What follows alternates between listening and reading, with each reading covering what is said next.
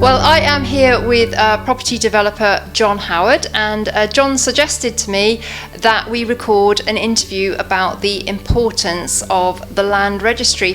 So John, I think it's a topic that we need to talk a bit more about, because a lot of the property market in the UK almost hinges on the Land Registry. But first of all, you've got a little potted history, haven't you? Yes, so the Land Registry is run by the government, and it was started in about 1870, something like that, to register people's interest in land. And as of today, 87% roughly of all the land in England and Wales, Scotland have a different system, is registered. And it amounts to £7 trillion worth of property and land. And there's 1 trillion amount of owed on that, 1 trillion. And when you sell a property, the people buying it goes to the Land Registry. The solicitor sends it off to the Land Registry, and it's registered in their name, taken off your name and registered in their name. And more importantly, the charge that is probably from a building site or whatever is registered on that land. And that's what makes the UK property market so valuable. One of the reasons is because there's no dispute over who owns the land. If you go to Spain, Portugal, these other countries, it's a nightmare. You know, you might own the land, someone else owns the building. Nothing like that here. And that's one of the reasons why the UK property market is so strong. That's such an important point, John, because as you say, if you go to other places, it's sort of in Europe and elsewhere, there's been so many scandals, and people have bought properties and then found out they didn't own the land, and they had to demolish them, and some have had to demolish their dream homes. It's so the fact that it's registered at a government agency is the key thing. Without question, that is the key, and it gives all the lenders, it gives them all confidence that they've got a legal charge on. And of course, more than that, if you have a dispute with someone and they owe you money, you can go on what's called a lien, put a lien on their property, which is like a charge or a caution. So when they come to sell that property, whoever buys it will be alerted to that, and that debt has to be sorted out and paid before that property can be transferred. So, it's really, really good system. Now, unfortunately, at the moment, they're under serious pressure because of COVID. So, normally, they take about a month to 6 weeks to register the title, the new title. Normally, it takes that long to have your name put on the title and the building society's name put on it as a first charge, and the other one taken off. So, if you're buying, but at the moment, because they're so far behind, it's taken them months and months and months. And if there's any queries or discrepancies, which there can be sometimes, it's literally taking 6 months plus.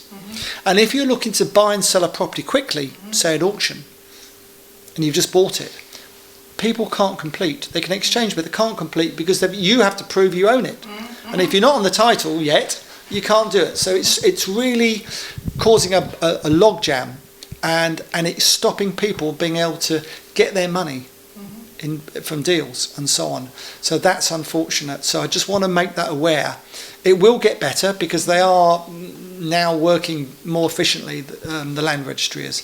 But at the moment there is a logjam, and it's causing developers and investors and people that buy and sell property a big problem.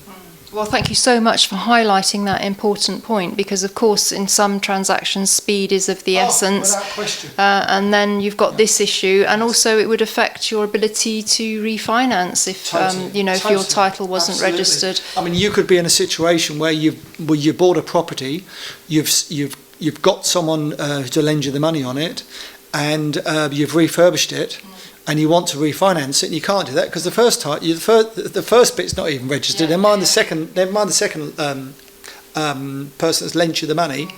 It's crazy at the moment. So be careful.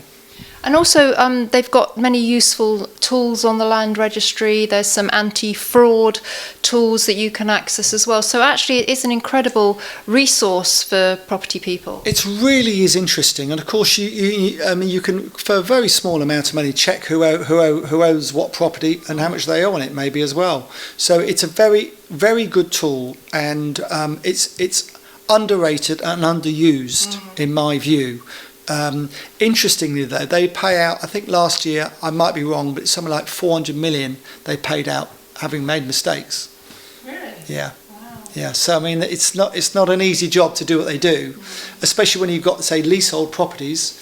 And when you do a flat, you have to do a lease plan for the lease, and it has to be Land Registry compliant, which means it has north, south, east, and west on it, or whatever, and some more information. And that's how they literally still do it like that. So you can understand why mistakes happen, because hang on a minute, I haven't seen the property. Does it face this way? Does it face that way?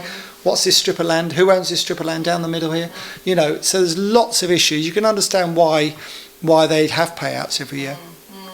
I think it is a very useful resource, and they're definitely trying to bring it into the 21st century. They're digitising it. They're adding new features where you can do due diligence and that kind of thing. You might need, I don't know, if you didn't know how much lease you had, if you had a leasehold flat and you weren't sure of the length of the lease, you could go and download the title and check and that kind of thing. In the old days, Vanessa, the Land Registry was like a holy grail. No one every solicitor, it was masked in mystery, literally, because it suited them, these damn solicitors, to be honest with you. Now, of course, everything's open, you can go on yourself, and that's the other thing. If the solicitor hasn't done their job right and sent all the documentations off, you won't get your title back quickly, because some don't do that. Some make a mistake, forget to do it, make a mistake on it, Land Registry send it back, and so on. So you can find out all those problems yourself now if you want to. Yeah. And just touching on the due diligence thing, we know that there are properties that have caveats in the lease. They might have something that could be a potential defect, like an agricultural tie. Very much so. These are all things that if you're researching a property, certainly if you're going to buy something quite substantial, or say a listed property or something like that, you should definitely download the title and go through it with a fine-tooth comb. It's very interesting. I'm looking at a site at the moment, and one of the guys who does a lot of the background work for me, because I've got a lot of deals on any one go. I can't research everything myself, and I'll be very slow at it, to be honest with you. They're very quick at it. And he said to me, John, there was a charge here from 1998 that doesn't look like it's been discharged, and the people who are selling it say they've got no charge on it. So it probably has been paid off, but there's a mistake made and things like that. So it's very important to do due diligence at the Land Registry. Yeah. And use it as a resource. Definitely use it as a resource. Look to see if there are defects. Find out who owns it. Yeah, and so on. Yeah. Excellent. So there was a few insights there for you into the Land Registry, and I think one of the other things which is very good for landlords, particularly where fraudsters are targeting empty properties, is for you to register. They've got a service on there where you can register to get a notification if somebody searched the title. So, again, they've got some good anti-fraud measures on there. Very good indeed. All right. Well, that's a good topic to talk about, John. Thank you very much. And very well worth picking up on what John said about the length of time it's taking to register a title post-COVID-19. You do need to factor that into your kind of timelines. Very important. Yeah. Very important. Awesome. All right, good stuff. Hope you've enjoyed that, and we'll be continuing on with more on Property Tribes TV. If you are watching on our YouTube channel, I do want to point out this is just really where we host our videos. However, please do hit the notifications bell, subscribe, and please jump across to propertytribes.com. That's where we host all our discussions, and it's free to join Property Tribes. So do jog along there if you're interested in furthering your property knowledge. But for now, thank you very much to John, and see you again soon. All right, thanks for watching.